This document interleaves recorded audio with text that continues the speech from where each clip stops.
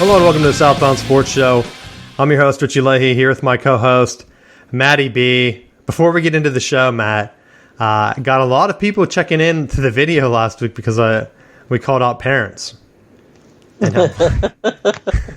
I'm like, surprisingly, Facebook normally doesn't really show our video because they're like, controversial. No, can't show that. But now they're like, no, we're going to show this because people are clicking on it. Because I wonder how many people listen to it just to see if I name names or something.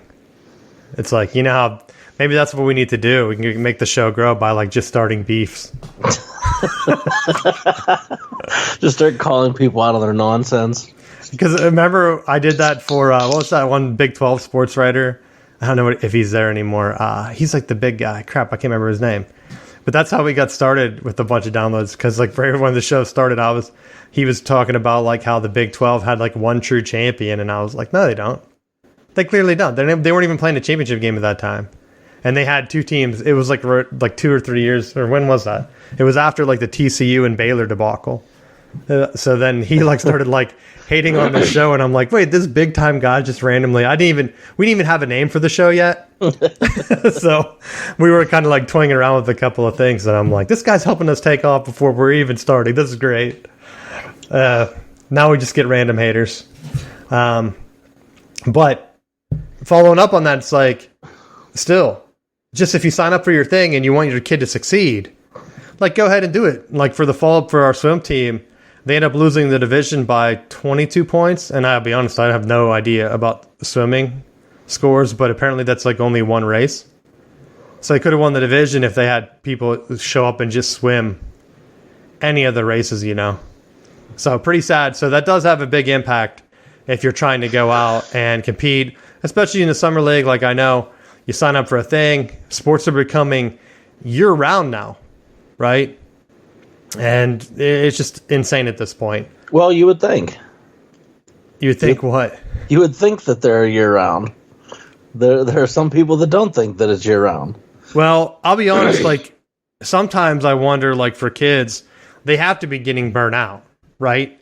It's the same thing, too, where we always hear, I bring up esports and stuff about, hey, it's going to be the future. But the first time that a kid's playing video games and it feels like a job, they're going to be out, right? It's the same with anything. Hey, I really like cutting the grass. It's well, hey, you're going to cut 10 yards. After a certain point, you're going to be well, I don't really like cutting the grass anymore. I only like doing it when I want to get outside, when it's raining, or I mean, you can't really cut the grass in the rain or whatever, but just using that as a point, once something stops becoming fun, hey, I really like playing baseball. Do you like doing it every single day? I feel you're going to burn yourself out. And then you get these players coming up and they're yeah, I have mental health issues. It's yeah, buddy, you didn't give yourself a break forever. You've been training nonstop for 10, 15 years, however long it takes you to grow up and just be through that system. And then you're on the point where you have to work, or you're afraid you're going to get cut, or you're going to get paid. Hey, you get injured, something happens. And it's just it's going to be too much for some of these kids. So if I was a parent of a kid going through focusing on basketball and even some of the other sports where I know gymnastics or something, you're traveling out of state, you're going through all these different meets, I would take a step back and be do we really need to be doing all of these? Sometimes you almost have to just get into the point where you're guiding your kid, or even if it's a relative or a friend, you need to get them to the point where they're going to be like Terrell Owens. They're going to be motivated on their own. They're going to be out there in their driveway. No one's watching them, working out, staying ripped, racing people. Didn't he race someone recently? He's running a 4.2. It's why is he doing all that? The NFL's not even interested in him at all. But he got that in his brain, yo, I don't need to be out here playing every single football league that's out there, right? I'm sure the Arena League or XFL or whatever would try to sign T.O. if he really wanted to play. He just played in the fan-controlled league. Yeah, but he came into that later, though. He wasn't in it the whole time, right? Right. He just came on board this year. Yeah. But I mean, he had been training out and he'd been trying to get back in the NFL. But I think that's where it would be more impactful for a kid to be like, hey, do you want to travel and play like an extra 3 months, like maybe like winter baseball, like traveling and playing on the weekends or whatever? It's like, maybe it would be better for the kid to just stay and do a batting cage for an hour every Saturday, Sunday, you know, like every day instead of traveling. And then, you know, hang out with your friends and do regular normal kid things.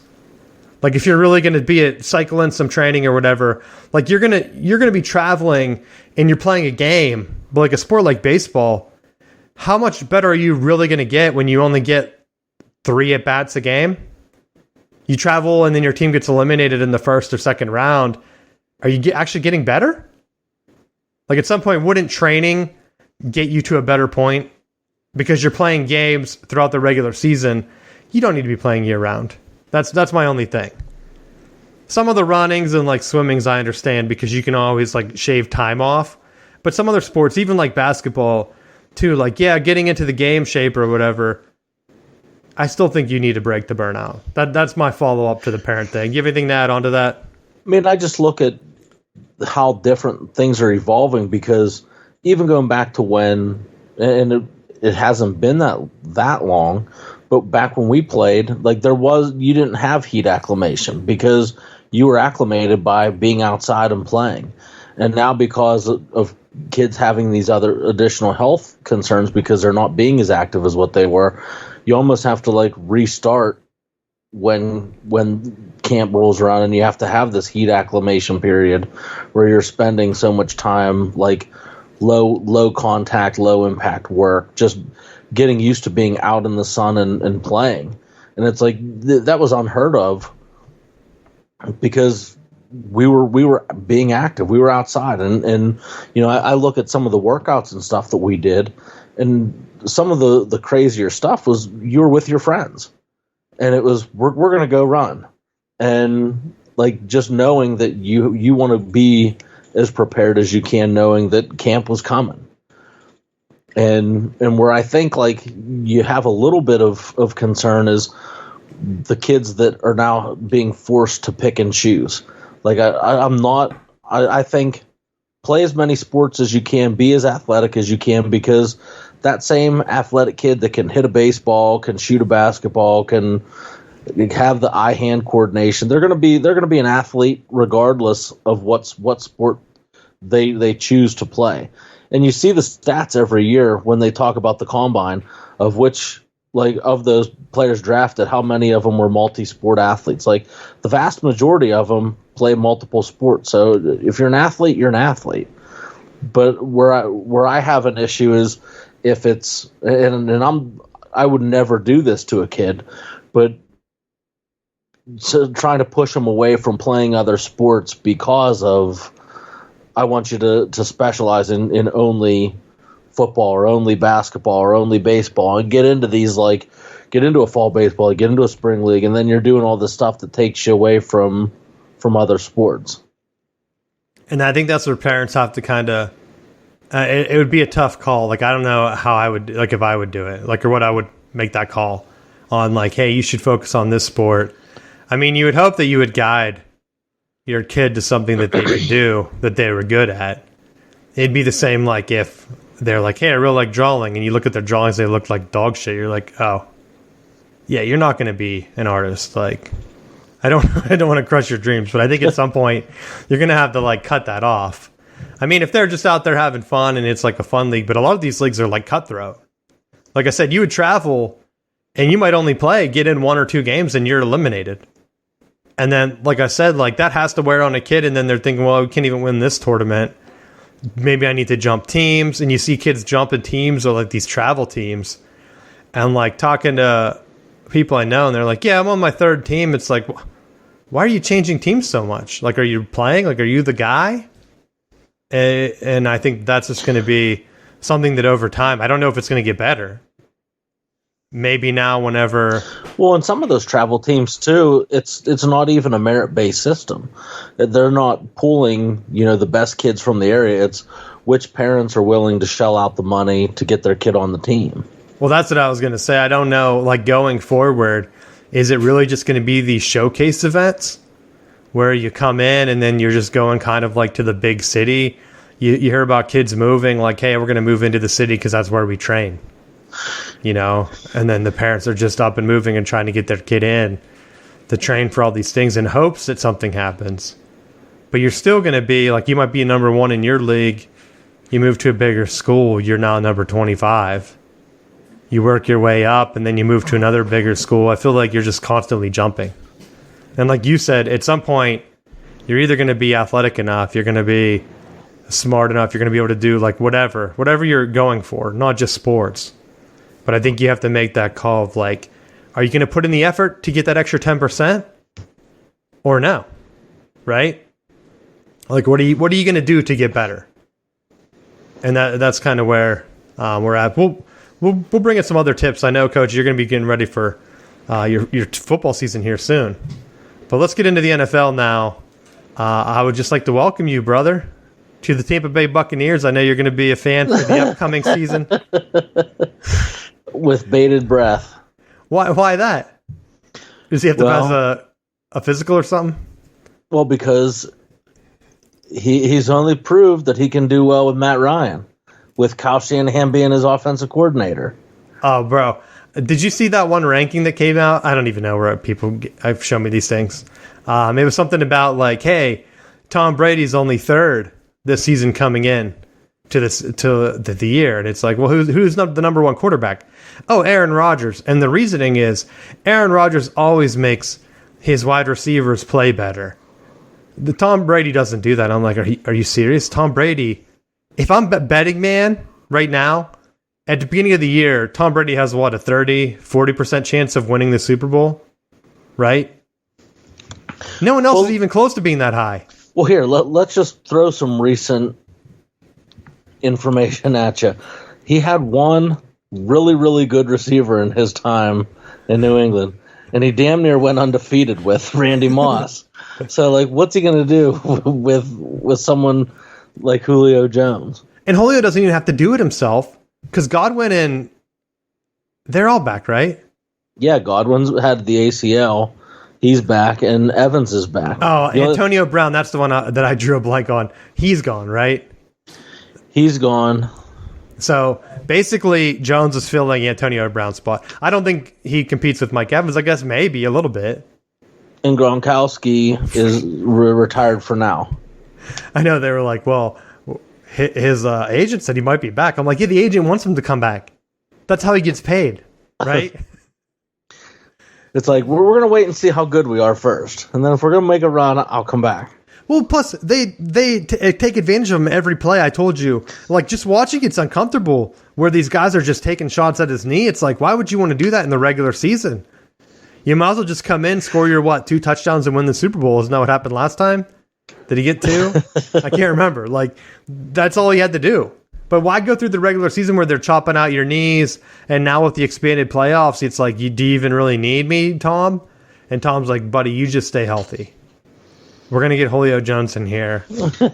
And people are going to be talking about how I have all these weapons and then how Aaron Rodgers doesn't do anything. But, like, to me, like last year, just throw some touchdowns against the 49ers. What are you doing?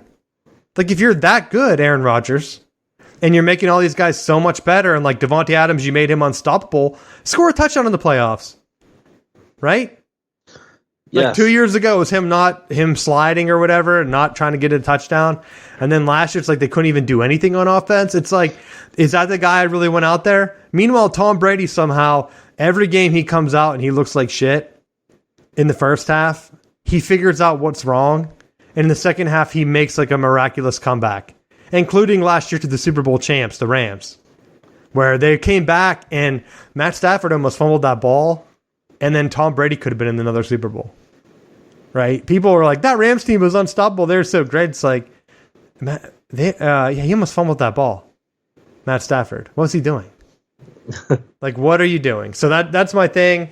They also had Matt Ryan on that list, and I'm like, they had so many weapons. I think that would be the quarterback that you have the weapons for. That is he really getting the job done? How much do you blame on organizational dysfunction? It's not like the Lions type where Stafford can come in and be like, he's in that one phone commercial where he like hints that the Lions were so bad, but he loved it there. And now his new phone is so much better. It's like, oh my gosh, what am I watching? But that's my thing. I just wanted to welcome you because I know now I can talk about the Bucs. You won't be rolling your eyes. You'll be loving it, talking about how great Tom Brady looked. We can do it together. But see, Julio isn't my keeper anymore. So yeah, but you love Julio. I know you do. His fantasy price will probably be like $70 in our league this year. I won't give up my entire budget. No, because he's like 100 years old, isn't he? He's 33. That's old. That's like in dog years, Matt. 1,000, pretty much. That's like 100 something in dog years. So he's done. He's done. I mean, well, I thought having him teamed up with AJ Brown in Tennessee last year was going to be a good match, and he just couldn't stay healthy. So I mean, I'm curious to see how he played out because the last couple of years he struggled to stay on the field. I think if he stays on the field, that's a dynamic group to work with. But he has improved recently that he can stay on the field. So, I mean, it may just be collecting a 1-year check. That's like McCaffrey. Like, Madden had him at such a high ranking. He was, like, even better than my man. They were like, oh, Derrick Henry, like, he's not that good. He gets injured. I'm like, McCaffrey hasn't played in 2 years. What are you talking about? He gets injured. Get out of here. He got injured one time, and he almost came back and played. If their team didn't get eliminated or whatever. So it's like, let's go. Don't tell me McCaffrey's the best. It's like, get out of here with that. McCaffrey sucks. He should be a 74, and his durability should be a 3. And they're like, oh, yeah, well, he has intangibilities, but he's always hurt. It'd be like NFL quarterback club when the dude's running, and if you hit sprint too many times, the guy would immediately get hurt. That's McCaffrey. The Panthers are like, every time he starts running or doing something weird, they all hold their breath, and they're like... He just starts thinking about those ladder drills he does. Please don't bring the ambulance out on the field again. Because in quarterback club, the guy would he'd start limping real bad, and then when he'd get hit, he'd roll back and forth on the ground. If you're too old, you won't understand what I'm talking about. Or if you're young, you'll be like, what do you mean, video game? Then the ambulance, I think, would drive out, or maybe that was one of the old Maddens. Load him up, and then would never see him again. And it's like, hamstring. It's like, damn it, I knew I was hitting sprint too much. So that's where I'm looking at it. The upcoming season in that division, and they're talking about Sam Darnold. He came out. He's like, yeah, I'm looking forward to the quarterback competition. It's like, yeah, what else are you going to say, buddy? Yeah, I know this is my last chance. They're bringing on Baker because they know that I suck. Like, awesome. I'm really looking forward to watching Baker from the sideline. Like, what if he said that? What the Panthers say?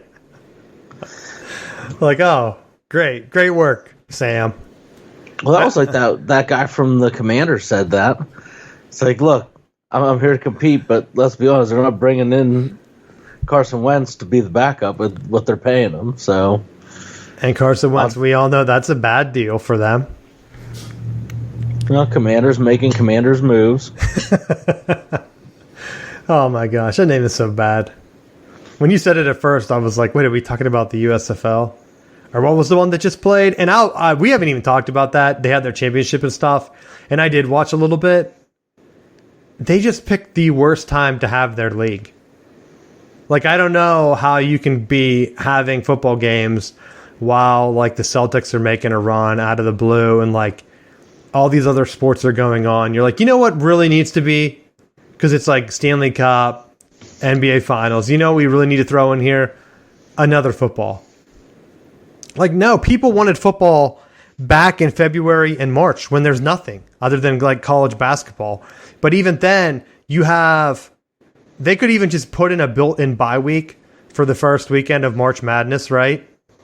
Where there's so many games that people are just going to be watching basketball because of the gambling aspect. That next weekend, over half the teams are gone, right? So there's only like a handful of games left. Yeah. So then, all right, back to football. Because, like, awesome, yeah, I'm going to watch the Final Four. The Final Four is 2 games. So, like, have some football lead into that. Not this April thing. It's like, there's so many different games on. It's like, I'm not even watching. Plus, baseball was back and all this stuff. And just insanity. I mean, even with the baseball, they had the the All-Star game, it didn't go into extras, so they didn't have to do the home run tiebreaker. But I watched some of it, and I'm like, I just really don't care about the All-Star game. They're talking about expanding the baseball playoffs, and like I had said last week, just give me the Braves in the playoffs. I'll tune in just like college basketball. Sometimes I'll watch big time Michigan games throughout the season, but like I'm not blocking off a Tuesday night to watch Michigan play Norfolk State. Like there's no way I'm doing that. If I happen to be home and it's on, I'll watch it. But that's how I feel about baseball. Take me right to the postseason, and let's go get some games going. So that's what I want to see. But the NFL, they're gonna throw a wrench in everything. They announced their NFL Plus Premium. I wanted to bring this up so that I read it correctly. This is their streaming platform, Matt. So it's basically, hey, this product is previously known as NFL Game Pass, right? So NFL Game Pass, so what do you think? You going to get all the games? You should. Nope. They're only giving you live, local, and primetime games. I'm going to blow your mind here, Matt. You can buy an antenna on Amazon for $30 and get those same exact games for free. They're on Fox, CBS, or NBC for the most part, right? The only one that you might be getting is Monday Night Football that's on ESPN. That's the only extra one that you would be paying for, I would think. Right? I don't think there's anything here looking at this that would make me want to go in there. Now it says live out of market preseason games. Who the hell would pay $40 a year or $80 a year for preseason games? I don't even want to watch preseason games to begin with. I wish they would get rid of them. I don't think we need them. Right? And then, of course, you can watch all the NFL library. They did say that you're going to get the All-22, which I thought would be a cool thing. And I thought, it's only $5 a month. Maybe that would be cool to do. Nope, the All-22 and the coach's film is the $10 a month.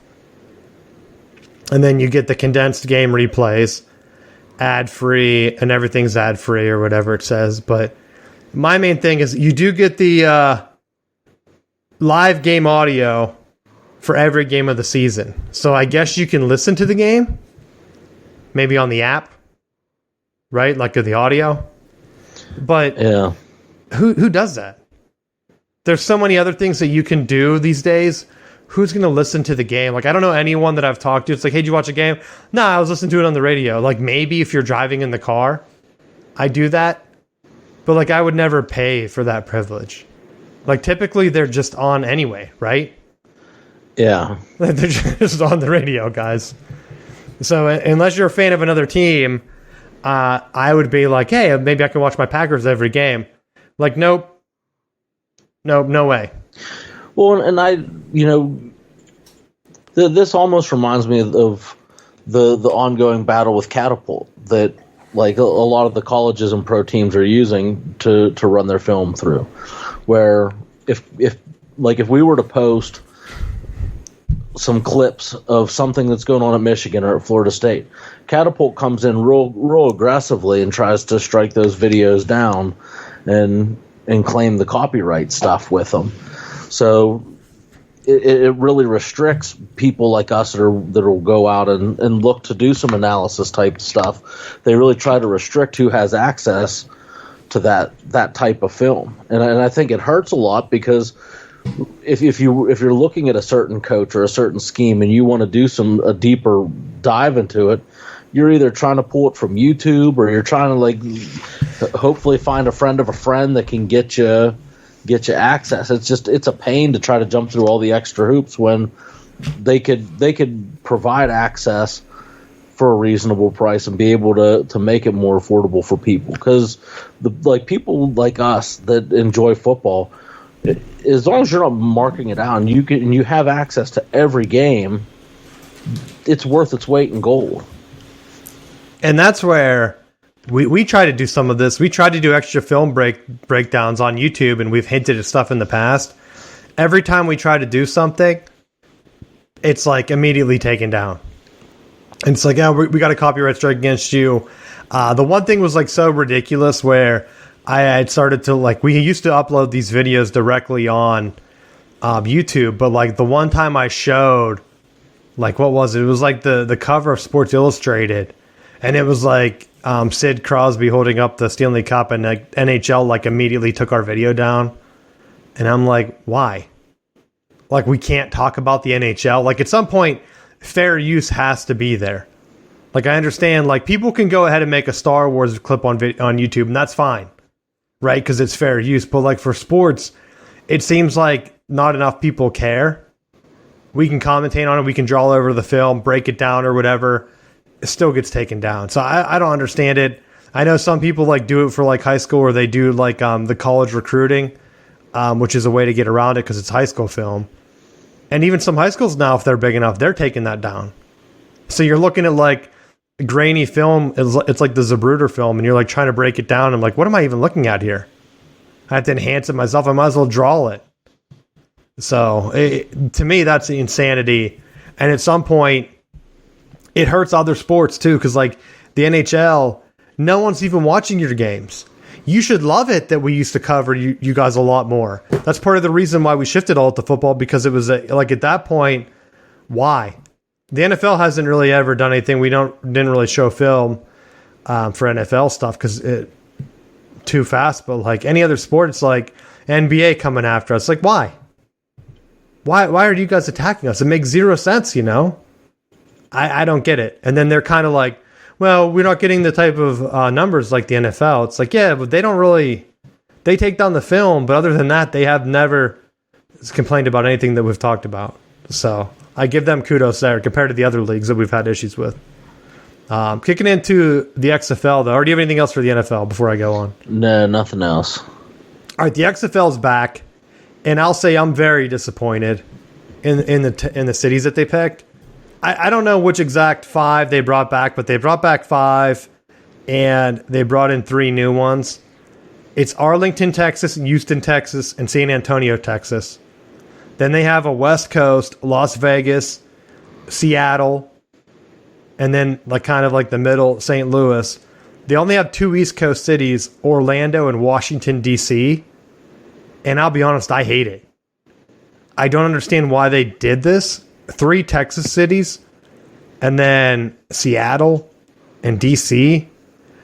I've said to begin with, what I wanted them to do is pick 2 cities that were right beside each other that kind of hated each other.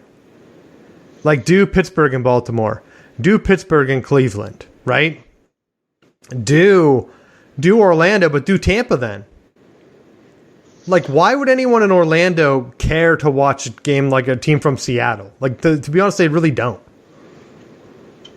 And I think that if they went into this with more of like a regional, I honestly wish they would have did 4 teams that are all kind of nearby. Either like you already have 3 in Texas, and just add 1 more, and have 4 of them in Texas, and 4 of them like in the Northeast. You could do DC, Philly, Pittsburgh, and New York or Cleveland, or hell, do New York, Boston, Philadelphia, and DC, or even New Jersey instead of Boston. That would even be closer. Like, why not? Then there's like some regional rivalry. It's the thing that college football keeps talking about where, hey, you're getting rid of these regional rivalries. It's like, not really. Because the Big Ten and the SEC, they've had the history of rivalries that have been big-time rivals. That's why they're getting the most money. People want to watch those games for whatever reason. People are still tuning in to watch Michigan State. They're tuning in to watch Ohio State, Penn State, Alabama, Auburn, Florida, Georgia. Like, those are big-time rivalry games where other conferences really only have one big-time game. XFL should have took that and ran with it and tried to recreate it. Instead, you have a hodgepodge of teams. Like, I'm in North Carolina. Like, who am I supposed to cheer for? DC? I cheered for them last time because they had Cardell Jones, baby. had to cheer for the Big Ten guy, which I also realized recently now, Matt. My man, Tommy Gunn Maddox, is a Big Ten guy since he went to UCLA. What do you think of that? There you go. I watched a video of Michigan beating UCLA the one year, and I was like, oh my God, that's Tommy Maddox. Yeah, he did play at UCLA. That's right. Now that would be a Big Ten game. I was like, I want to bring that up on the show. I thought for sure I'd forget it, but you never know why I remember things I do. So what do you think of these teams, and are you excited for the league coming into next year? I am a little bit, but I want to just see what direction they go, because I think when they had the XFL the last time, they had some polarizing offenses that we talked about that were like different perspectives. They had pro style, they had spread. That I don't know, with the way that they're rebooting it right now, if they're going to have that same type of branding, because with having the NFL type developmental system, I think it'll be a similar, not as good NFL product is what my worry is. And I think if you go about it that way, I think it's not going to work, and it has never worked that in that style of format. When like you look at these outside of the NFL type leagues, the way that they compete or the way that they make notoriety in comparison to the NFL is by doing something different. Like the AFL was more wide open with their passing game and stuff before they merged with the NFL. The original USFL was implementing a lot of wide open passing and spread sets that before they collapsed. You know, you were seeing some of this stuff that were moving some rules and doing some things differently to try to expand the game. Like that's what brings it, I guess, more notoriety and more interest, that they're willing to toy with some of that stuff. And I guess the concern that I have is that if you're going to claim to be an NFL minor league system, are you going to try to replicate what the NFL is doing, but not as well? So now you got me thinking they should have did a merging of the NFL and college football and had a Big Ten 4-team squad where you have a team in like Detroit, Columbus, Ohio, maybe Pittsburgh for like Penn State, and then maybe like Indianapolis or Chicago, and then one in the SEC where it's like Birmingham, Atlanta, and then you get most of your guys, like you say, hey, the northern teams can only get guys from the Big Ten or elsewhere, and then the southern teams only can get players from the SEC or elsewhere. And but I think really like got into that. I think that could have worked. But I think with some of the geographical things, I don't know that it's as much of a draw, because with the USFL this spring, everyone was based out of Birmingham, and that sucked for everybody. There you go. Yeah, because no one cared. And even though they had team names and like whatever regional things, I think having them play in familiar locations, like if you had a team in like Columbus or Detroit or whatever, that's not that far of a drive. And they already have the rivalries already built in because of like college football and like the NFL. So it's like, why not just extend that and try to recreate it here for the XFL? I understand before it was all about media markets. They were doing like the Chicago and everything before. And now it's like, we're just going to go with a weird mix of cities. And it's like, okay. All right, we see what you did. And it just, to me, I think they're making it worse. I liked how they used to have the different offenses. I don't think there's really going to be any ties to anything. The only thing that works for me is it's going to be in that time slot. I want to see the rosters. That's what I want to see. And the coaches, too. Because like you said, maybe they do get in some good coaches that are going to be in there making things crazy. But I'll try to watch it when it comes out next spring. Hopefully right after watching Tom Brady win another Super Bowl. And we'll see what happens. You got anything else on the XFL? Not really. I mean, I know they did release some of the coaches that were going to be there. So there were some Steelers represented with Rod Woodson and Hines. Oh yeah, Ward they did. They did. We did talk about that, huh? Yeah, I get confused on how many leagues there are, and what it's going to be. But that's just still more NFL stuff. Like Wade Phillips is going to Houston. Like, oh great, Wade Phillips. Everyone thinks like, oh, that's a mastermind NFL coach, right? Now, he is a Super Bowl winning coach. That doesn't matter. He brought Peyton Manning a Super Bowl. Did he bring it to him? Yes. So they have Bob Stoops, Hines Ward, Rod Woodson, Terrell Buckley, Jim Haslett, Anthony Beck, and Reggie Barlow. Yep. But then, what about Wade Phillips? I guess that's the last one, maybe. Who knows? That's the one thing where now we got these sanitized coaches other than Bob Stoops. It's like, great. Am I excited for that? Nah. I mean, Phillips coached for 40 years, Matt. 40 years. Yeah. And you know where his dad coached?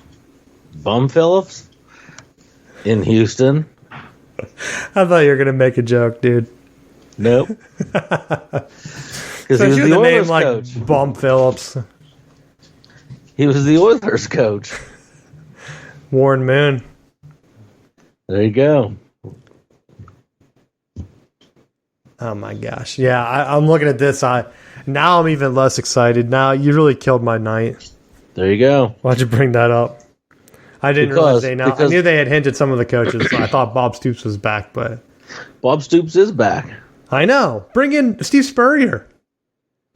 At least give me a winning Can't get coach. him off the golf course. Hey, he's out there weighing in on SEC matters. I know I mentioned Major League Baseball before we get into college football. You want to talk about the Cardinals? I know they're having some issues with the Canadian travel. Well, it's crazy that it even is an issue. That there's players that there's like a 15 to 20% increase now in Toronto's odds of winning the World Series, because if players are unvaccinated that are living in the United States, they can't travel to Canada. So it's going to give Toronto players an advantage that they're already there and vaccinated, and it's insane that teams are going to get penalized for that. I just hope that doesn't play a factor in, especially with my Braves, because right now they're only 2 games behind the Mets, and I'm getting a little bit of hope here where maybe they can repeat. Maybe. Keep making moves, putting up big runs, not as much as like the Dodgers, but I mean, everyone knows the Dodgers paid for that team. And then I find it funny how like Freddie Freeman's like firing his agent and like pretending like he didn't get a good offer from the Braves, and then they were suing him for like libel or whatever, because he's like, look, no one even knows who I am, and you guys are slandering me, or like I don't know which one it was. But I was thinking like the only reason Freddie Freeman cares is it makes him look like a giant asshole. Like they were giving him like a 5 or 6 year deal for the Braves, and he turned it down for what, like $10 million more? Like, buddy, like what are you doing? You look like an egomaniac. Like, we know it's your last contract, but you're set for life. Why would you not Chipper Jones it, right? You just won the World Series. You won the World Series, sign the long-term deal, rake in all the endorsements in Atlanta, and go crazy. Now you're at the Dodgers. You're not even you're not even the face of the franchise anymore, right? Yeah. So I think that's why he was upset, because the agent came out and was like, "Look, here are the documents, man. He basically had a similar deal from the Braves, and he told me to cut it off." So it just made Freddie Freeman look like an asshole. But two of St. Louis's better players didn't make the trip, and right now, bottom of the 7, Jays are beating the Cardinals 10-3, and this is a series that they're close to being in the mix for the division. So it's like they need every win that they can get right now. Yeah. I'll be honest. We don't really need to see the Cardinals in the playoffs, though, Matt. They're 2 games back. We're only 13 and a half back from having Bucktober. Bucktober. I know ESPN still highlights it. I'm like, I feel like I've removed the Pirates from my thing all the time. I don't know why. They like always add.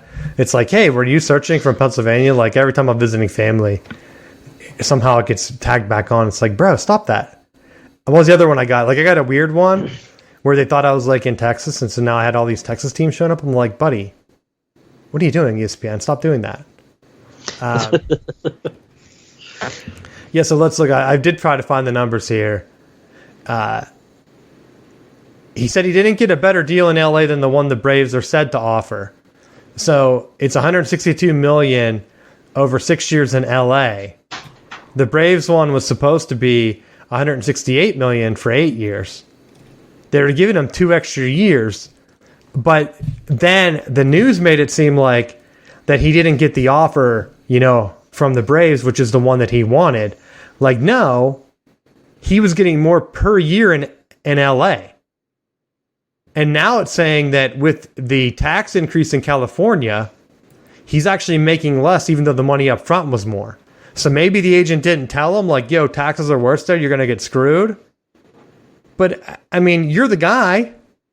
You're the guy. The Braves had already given you offers, you've been declining them. Like, now you just look like a big asshole. And now being like, no, I did want to stay with the Braves.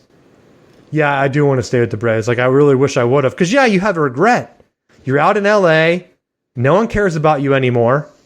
No one cares about you anymore. Like, what's the difference in 168 versus 162 or whatever it was for 2 extra years? Like, now you can sign another deal or maybe get an extension for that same amount of money. Like, you're not going to get it. This is your last big contract. You should have stayed with the Braves. Not that I really cared that he's there like his entire career. But I'm like playing it off like, oh yeah, I really made a mistake. It's like, yeah, no shit, you made a mistake. But don't come in here and lie about it. Like, could you imagine if Barry Bonds had been like, yeah, I still wish I was a Pittsburgh Pirate. Like as he was doing all his home runs. That might have made me like him even more though, because that would have been funny. Because Pittsburgh fans would have just been blowing up. Well, keeping it with Pennsylvania here, Matt. Penn State players have banded together to, it was kind of like deja vu for me. They started this players union called the College Football Players Association. And they were talking about being the first college football union started at Penn State. And I'm like, that's not true. Northwestern tried to do this a couple years ago. So it's just like the newest one.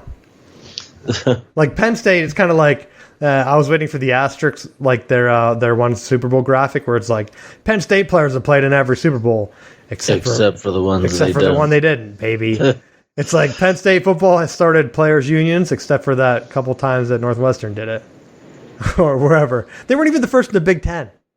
Like that's the thing that cracks me up. It's like, do some research, guys. Do some research. The NCAA might have blocked it, but they were the first ones to try. And if Penn State gets blocked, guess what? That's going to be it. Like, I think the thing is, it's so complex here. And I don't even care, like, pro-union, against union, whatever. I think the players do deserve to get paid. I look at Kirby Smart's contract and how much he's making and how much these television deals are raking in.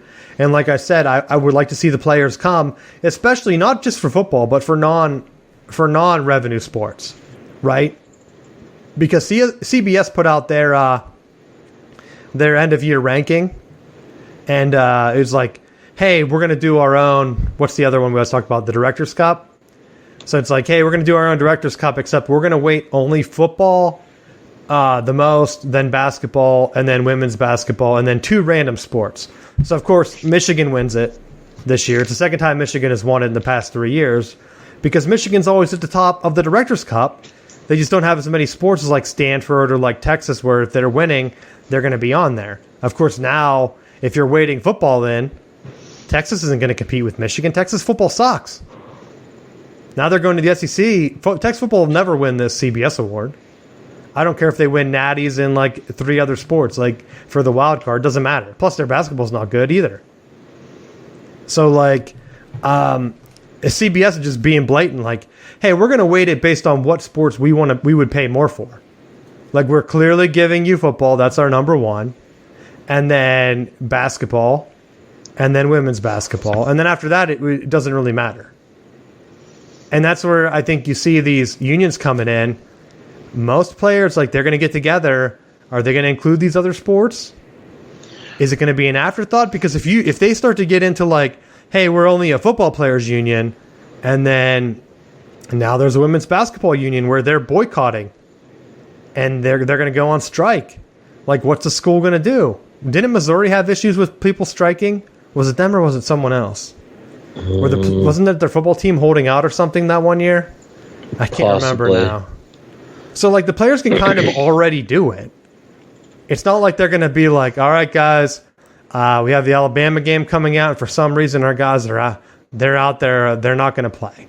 So we're having open tryouts. And you're going to play against Alabama on Saturday. Could you imagine the bloodbath if a team just didn't show up and then they had to play like in Alabama? Or hell, even Michigan. Michigan ran all over Ohio State last year. Could you imagine if Ohio State starters just like boycotted? How bad that game would have been? If they're like, yeah, we're not going to play this game because for whatever reason, like we didn't get our car dealership money. And they're like, oh, yeah, I guess not. And that's where like Pat Narduzzi, he's been like calling it out. Didn't he call out Addison too in like the ACC media days? He just called out everyone. I know he called out like Whipple and yeah, he did call out Whipple too. It's like I wanted to keep running the ball, and then someone put the stats up where they did run the ball more than passing, and I'm like, what did you want the man to do? Like, you guys had a big lead in that game against Michigan State. Is that what he was talking about? I can't even remember. Don't do the things that were going to help us win. Yeah, don't do that. I mean, it's so blatant that he's just pissed that he left for Nebraska. Speaking of Nebraska, I had some stats for you that I brought in. Bo Pelini won 66 games. In the 8 years since, Nebraska has only won 34 games. Since I always talk about how Bo Pelini, they should have stuck with him, people are like, you're crazy. He won double the games. And then, here's some other Nebraska facts. Mike Riley was fired after going 4-8.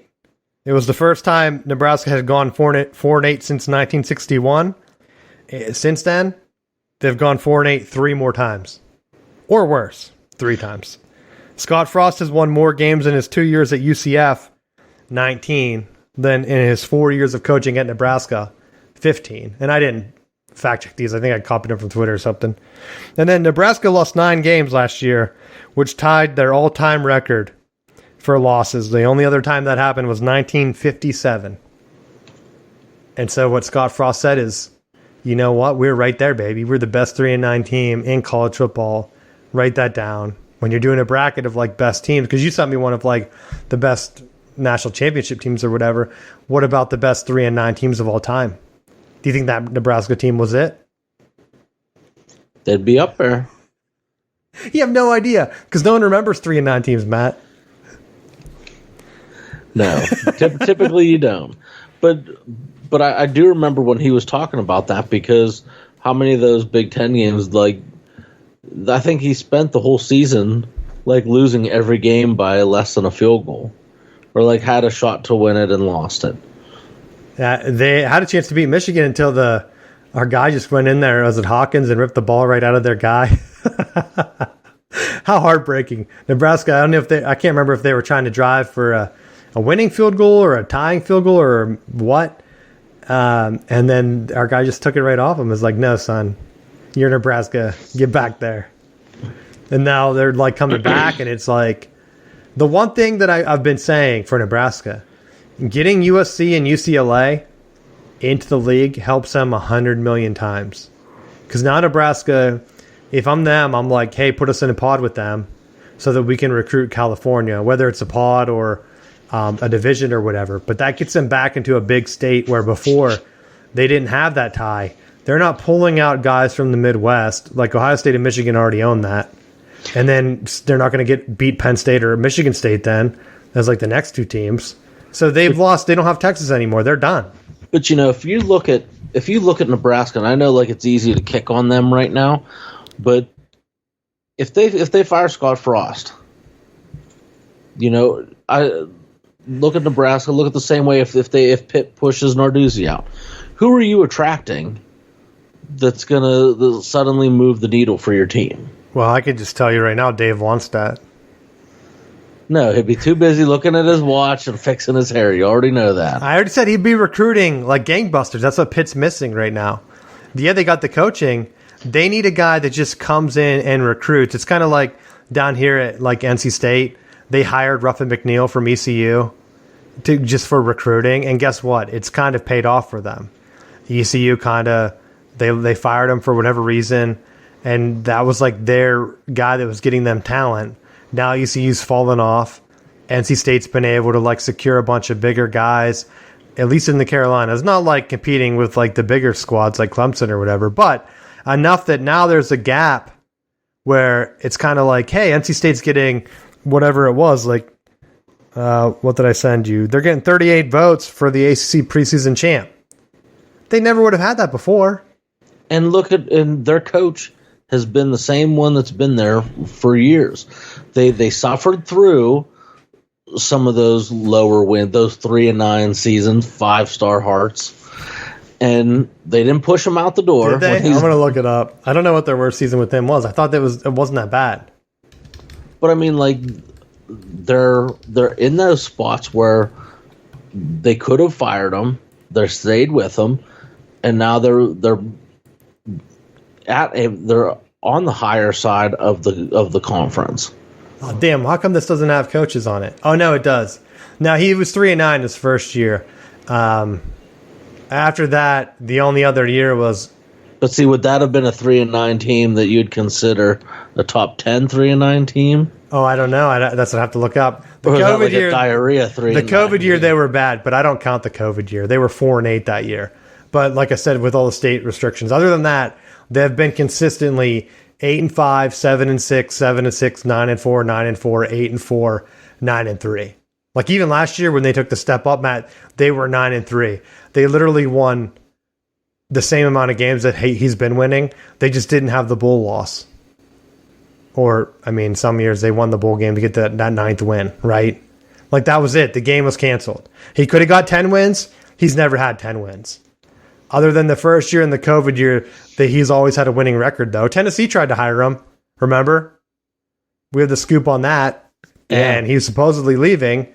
Now Tennessee's guys, they have more NCAA violations than they have wins under Jeremy Pruitt, right? Yeah. But now they have Heupel there as their head coach. The Scott Frost protege. Yeah, that I'm sure that they look at Scott Frost and they're like, man, now we're going to get ready for those 5-star hearts. We're going to be the best damn 3-9 team. We'll have a bowl game against Nebraska. We'll get a waiver for it. But I do think one of the biggest things with college football right now is that are you willing to weather the storm? Like there's so many fan bases, and you look at Florida State recently. Why have they had the issues that they've had? Because you go from Jimbo Fisher not recruiting to the Taggart's issues to Norvell. Like you're constantly in that state of turmoil where, like, I see stuff people say, "Oh, Mike Norvell, if he doesn't have a 10-win season or a 9-win season, he needs to be fired." It's like, are you out of your mind? Do you know how hot garbage like they were when he started? Like the issues that were there in the program. And like you're watching from year to year, like, are they competing for a playoff spot? No, but are they making the progress to get back to that level? Yes. Like sometimes it takes time to get the right people into play, and all it takes is one superstar recruiting class to completely flip the script around on it. Well, that's where it's not even that. You just need quarterback play. Because, like, looking at Michigan, like, they did make it to playoffs last year, which is one of your measuring sticks you brought up. But their issue has been they haven't been able to get over the hump because the quarterback always gets hurt or they're playing a transfer. and he throws a pick or like something happens. The only year that they were really down was COVID, which again, they only played it 6 games. And like I said, if it was a full schedule, I'm sure that they would have ended up with probably 8 wins that year or something. But realistically, you get the quarterback that doesn't turn the ball over, and guess what? They're in the playoffs. And maybe some of those other years where they were close, like the 2016, I saw a long, detailed post someone made about how that 2016 team was overrated. And I'm like, what is this article supposed to be about? Because it was about how Harbaugh's overrated. And I'm like, if you're saying the team didn't have the talent, but yet they were still an overtime bad spot away from being in the Big Ten championship, doesn't that prove that Harbaugh's a good coach? Like, you can't have both. The team's not talented. Oh, and Harbaugh sucks. Oh, how'd they win 10 games? Well, we don't know. Lucky. But then I'm like, well, the Ohio State game was clearly bad calls, bad luck, right? Well, no, that's not true. And then like last year, it's like, oh yeah, well, Harbaugh, the team was just more talented than normal. It's like, yeah, but then is he recruiting better? Like, what is it? Is it just a quarterback play? That's where I think coming into this year, it's going to be, if the quarterback play stays high, I don't see how you're not high on Michigan, because a lot of the stuff they lost was on like the D line. They've been reloading the D line for 5 years in a row, or since Harbaugh's been there.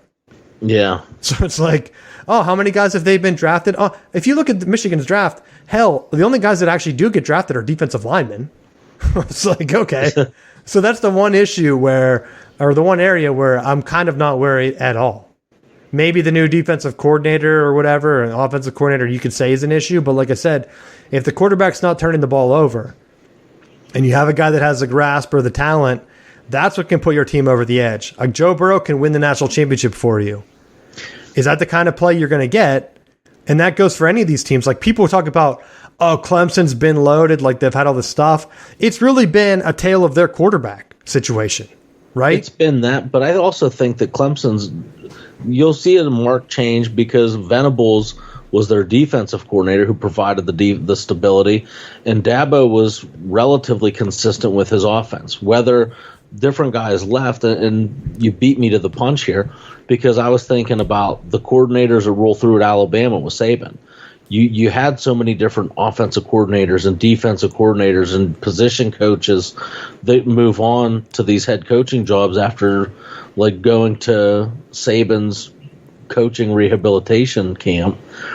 And part of the reason that they're as successful as they are is that they're just following his scheme. So it's like he has the offense he wants, he has the defense he wants, and it's just like whoever the play caller is running his scheme. So you're still getting the same continuity. They may add a wrinkle or two, but it's still his core concepts. That's why they're like, oh, Michigan's new coordinator, like it's going to be growing pains. I'm like, it's literally the guy he had at Minnesota that was going to be his offensive coordinator for the Vikings.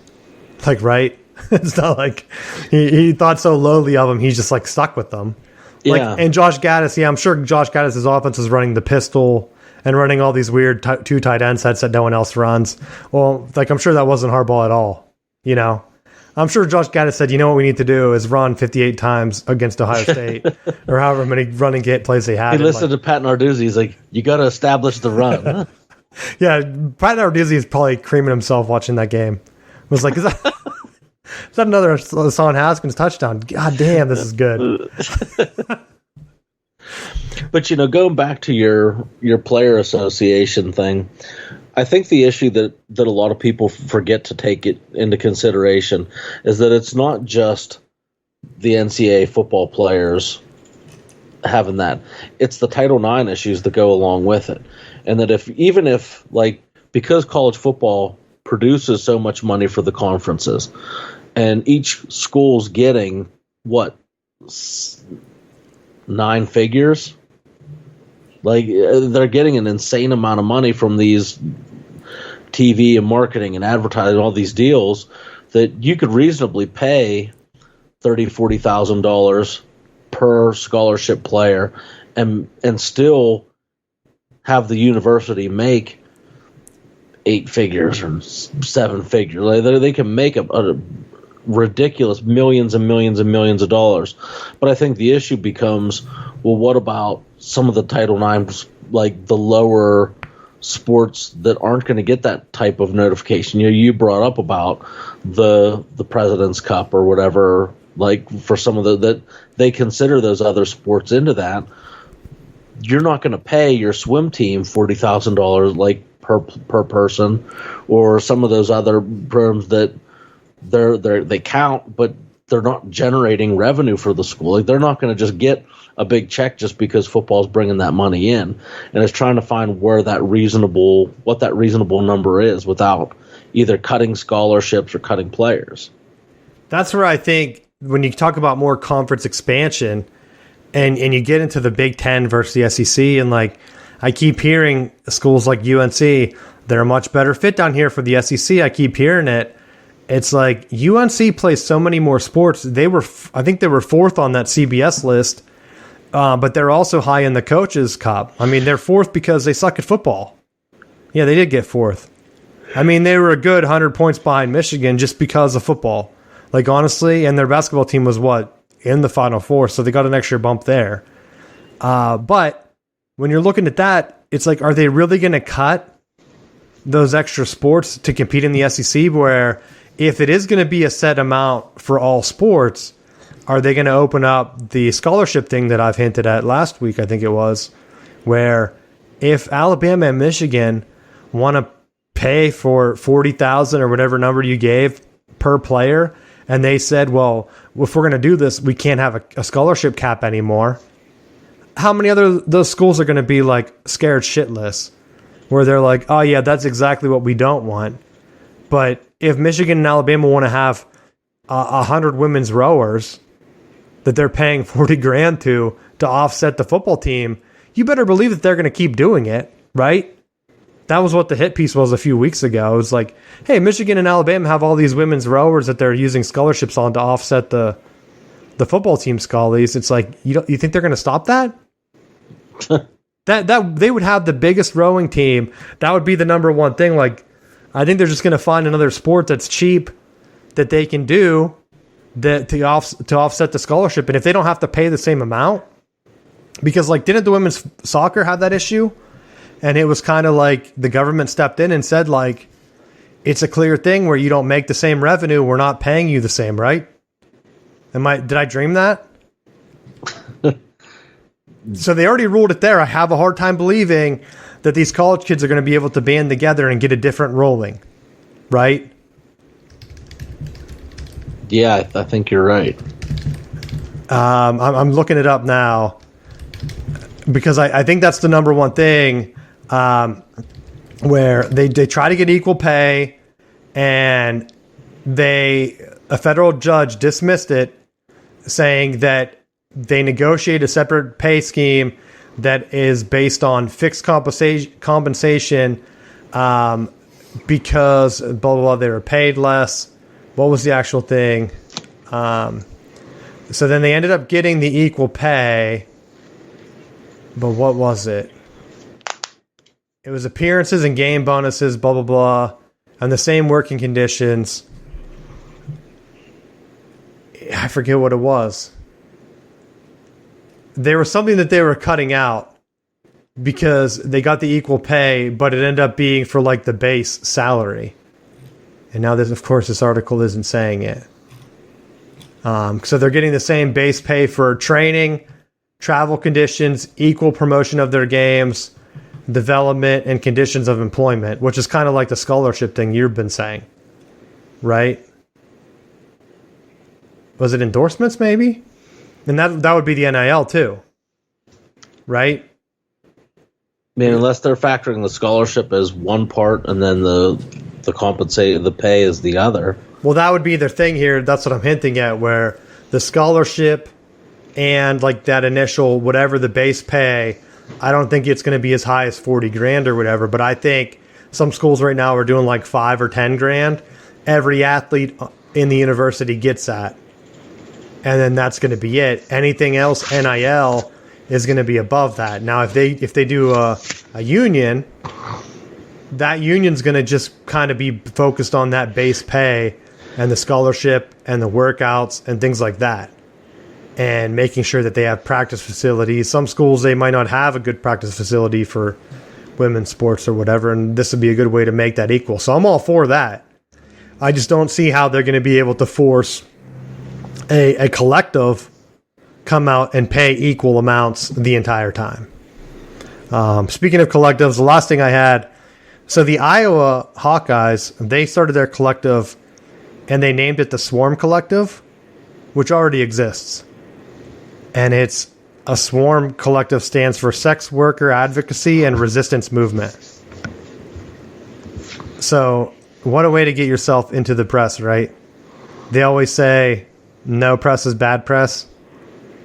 But like, come on, you're making the Big Ten look bad. You guys couldn't Google Swarm Collective before you announced it? It makes zero sense. Like, they own the website. So like, they didn't look it up at all. I don't know what their acronym stands for. What it would be funny if Iowa used the same one too. They just combine them. But just bring notoriety to everything. That's all I have. I guess for the final bell, the Notre Dame has been, their rumor is, I don't know if we mentioned this last week, there hasn't really been an update other than the Big Ten has kind of hinted that Notre Dame already plays in hockey and they'd be open to them joining, but they don't want to steal them from another conference. But Notre Dame, there's been some clear signs that they asked NBC for $75 million a year. I don't think it's going to happen. NBC only gets home games. Why would they pay them $75 million a year for only like 7 games? And NBC has supposedly countered and said, well, we need you to help us get some other games. Now, whether they're able to get some lead-ins with like a smaller conference from the ACC, maybe, I don't see how Notre Dame has that clout. That would be something the ACC would do, is like crater to Notre Dame and like start showing like weird games ahead of time. But maybe they can get Navy or Army on there. Maybe that would help them recruiting-wise. I don't know. I just really don't think that that's going to happen. And it seems more likely that they're looking at it and saying, like, we're only asking for 75 because we know we can't. That's going to be like the upper limit. Otherwise, why would they not ask for the 100 that the Big Ten's getting? Right? Like, everyone's celebrating saying the Big Ten's going to get over 100 million. Notre Dame's like, well, we put out feelers. We're going to ask for 75 maybe.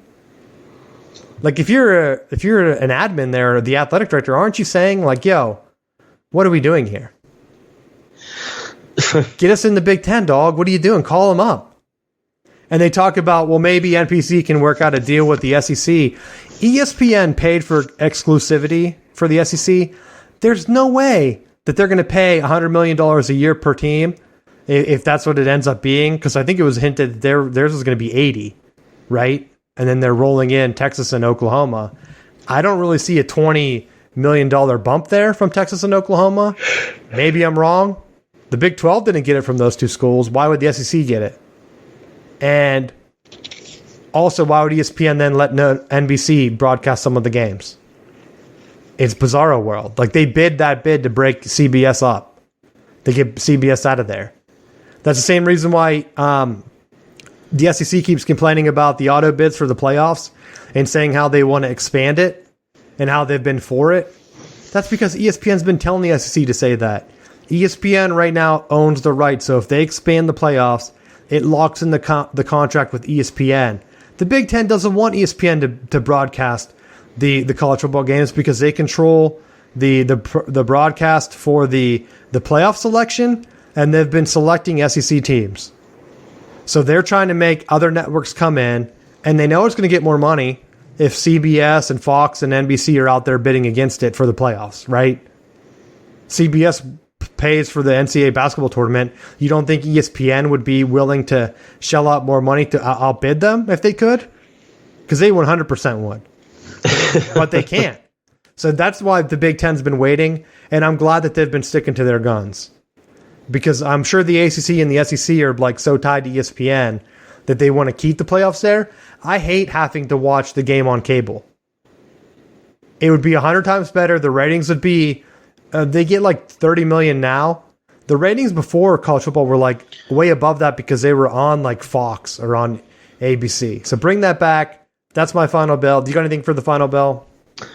Yeah, kudos to Kyler Murray, who signed that big-time contract and had it written in there that can't do anything for baseball anymore, and he's got to spend 4 hours a week studying. So, crack them books, boy. I know. I thought about like people getting like their own work contract. Like, yo, you got to start working out a little bit. You're getting too big. Like, because that's the one thing. Because like after the 10K this year, the one thing I've started to make a mindful decision to actually get outside and walk. Now that's my thing. Is I'm gonna at least walk like 5 miles a day, if not running. Because normally I either walk it, or if I run in the morning, that's going to take a big chunk out of my mileage or my steps or whatever. And then I'll walk the rest at night or like on my breaks. But I'm making a conscious decision to, no matter what the weather is, to get outside because I think it helps with your mental health. And honestly, I've been feeling much better doing it instead of, because you're sitting in front of a computer all day. Everyone knows I'm a computer guy, so I work and I'm programming all day. Like it sucks for sometimes, like your shoulders start to hurt and stuff. So get outside, do some stuff. Kyler Murray's doing the opposite, though. He got to sit there and watch game film. So he needs to get into that. So I'm waiting for them to build that in because they already started to do that with healthcare. Like, hey, if you smoke, you got to go to a class or like say that you don't smoke so you get lower premiums. Now I'm pretty sure it's going to be like, you work at a desk job? You got to get a pedometer and get so many steps in. I'm waiting for that to happen. Because did you see, because this might interest you, Coach, did you see the latest report where they said that like, now 22% of kids are obese because of COVID? I believe it. They said there was such an increase in obesity rates because kids were like stuck at home that now the obesity range for like elementary up through like middle maybe. Oh goodness, like 22%. It's through the roof. So maybe I'll start doing check-ins on how I'm doing. But so far, it's just my July. Making some healthier decisions. We'll see what happens. But thanks for listening. Go to Southbound Sports. Make sure you share this one. I know people were sharing it last week. Share it again, and we'll see you next week.